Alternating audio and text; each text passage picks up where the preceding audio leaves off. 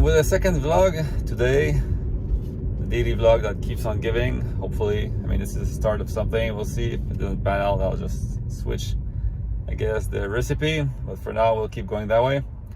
So, second video of me heading out to work, just airing my mind, you know, on whatever is happening right now, my life or in the gaming sphere.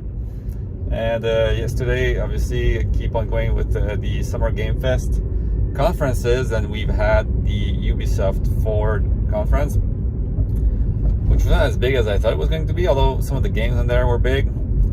Obviously, Ubisoft being Ubisoft, you had to have like a Just Dance presentation. I don't know what's that about Just Dance being like at the esports Olympics or something. Like, I mean, to me, sure, it's a video game and it's like you're more active, you're moving because you're dancing, but I mean, that's not really esports to me, but whatever.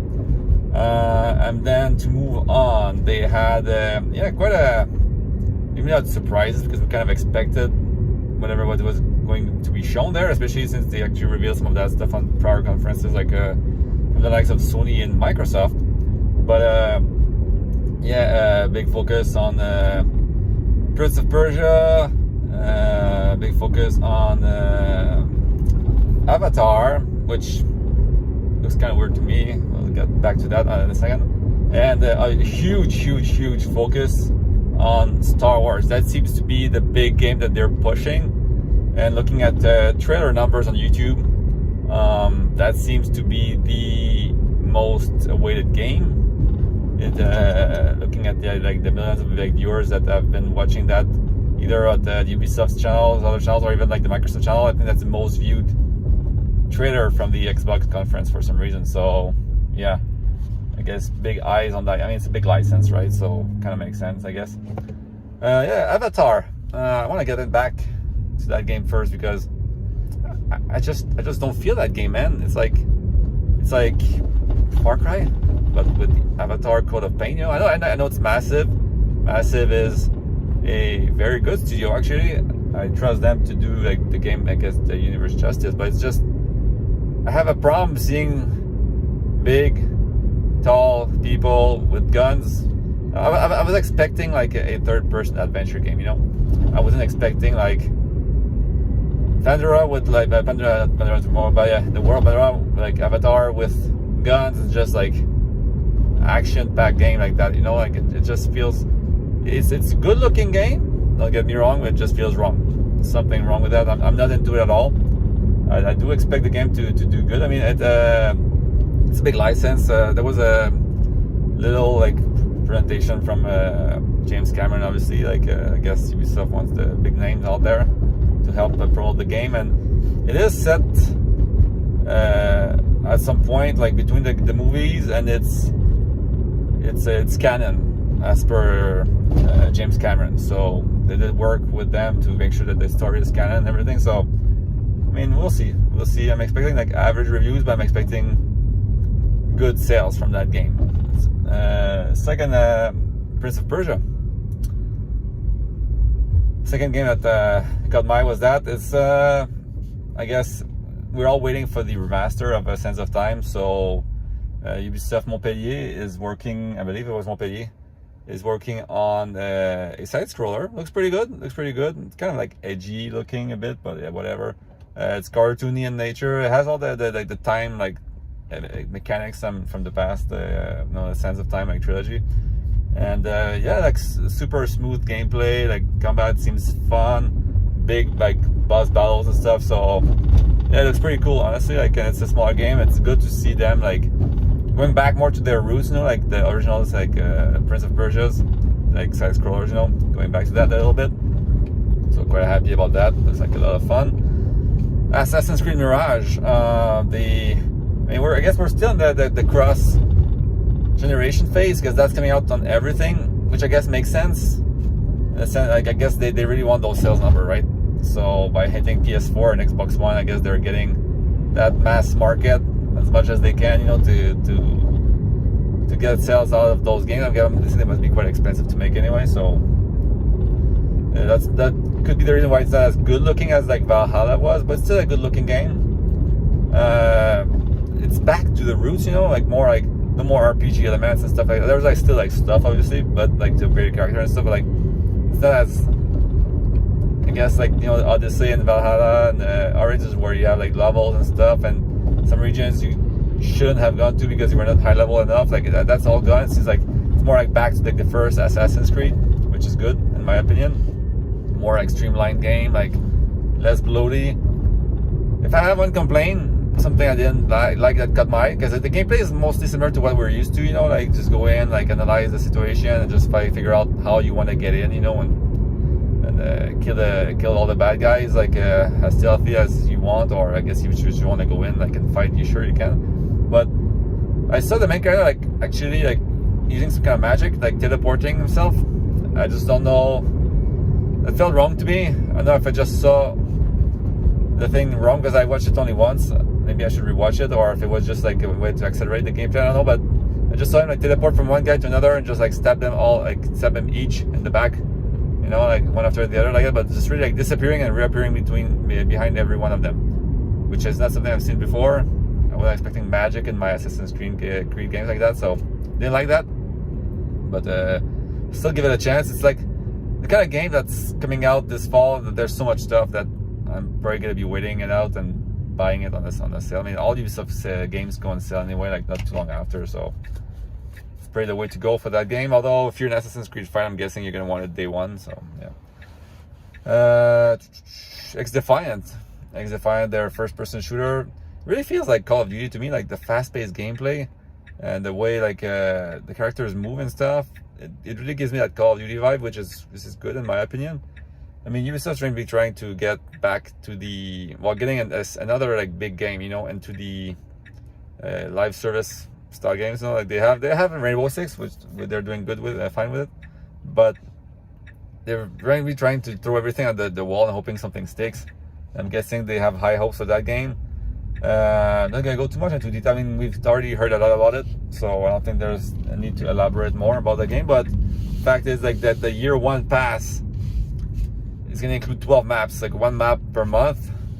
So hopefully they already, I'm guessing they must be already preparing that stuff. You can't just like make a map a month like that, but like we'll see if they deliver. It seems like a pretty huge promises for a year one pass. You know, you don't see games releasing that many maps that often, unless they have a pretty big team on it. I don't know, but quite impressive content wise, I mean, for the delivery of it. So we'll see what happens there.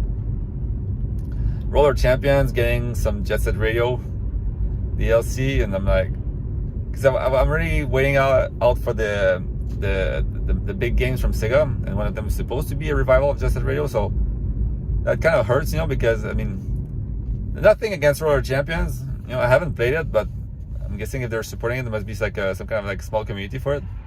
But it's like a stab, you know, like they're stabbing me in the back with that because everyone's waiting for the real Jet Set Radio game, and then you're guessing it's like when they announced that Conquer DLC, you know, for that like Microsoft game that was earlier on the Xbox One, you know, the one where you could like create your worlds and stuff. Like people were really hoping for a Conquer game, and they announced that, and everyone's like what the hell, dude? You know, that's kind of like, it's one of those moments, you know. It's like not like that, you know, not like that. That's where we're expecting, but I guess it's a fun collaboration, good for them, you know. And yeah, the big, I guess the big one, if I were to, I mean, oh wait, that's true. That I remember. There's like Assassin's Creed VR. I mean, we've known about it for a while. Ubisoft, I don't know what they're thinking. Like here's a CGI trailer of some people like playing the game or whatever, and it's coming out this fall. Like, why aren't you showing the game? You know, like what are we supposed to be expecting? I mean, I know it's on Meta Quest.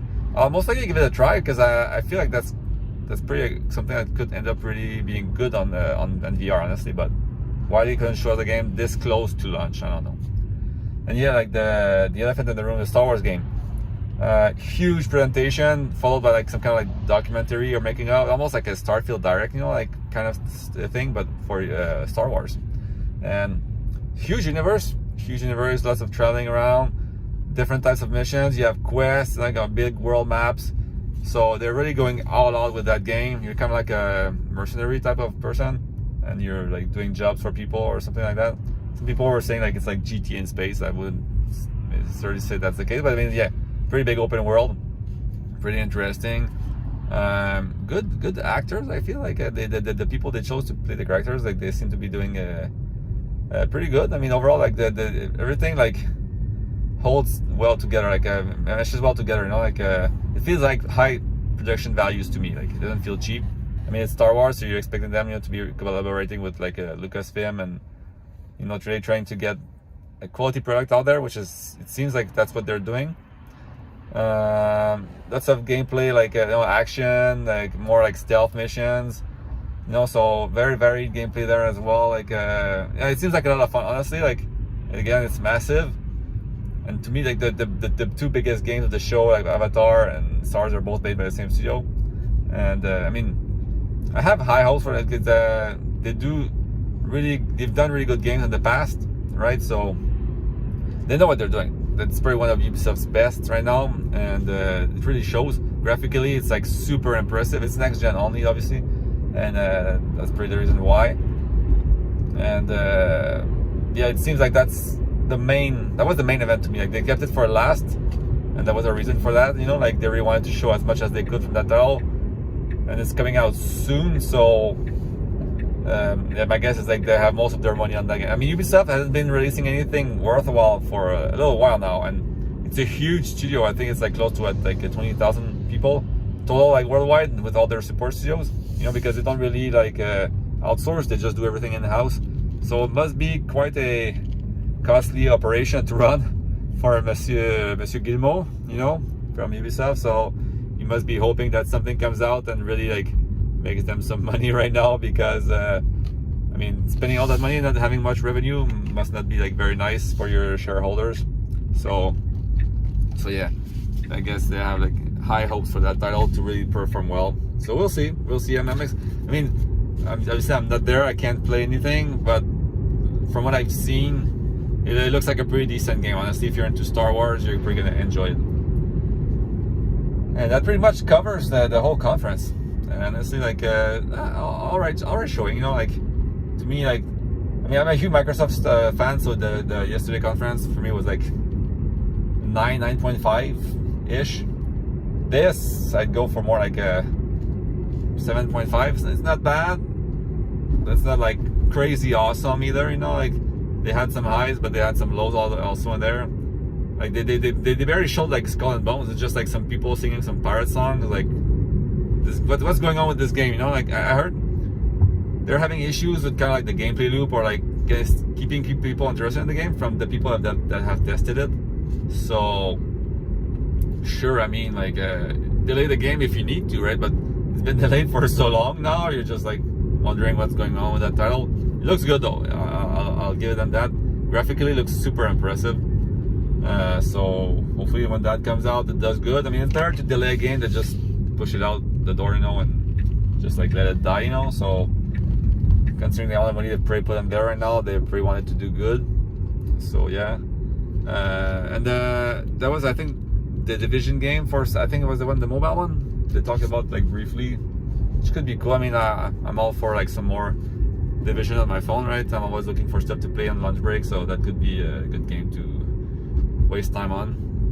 And that'll be it for me. I'm pulling in work, so another vlog done for me. Hopefully you guys enjoy them, and this is the start of something that I can do daily, or almost, if I have something to talk about. And I'll catch you guys in the next one. Bye bye, have a good one.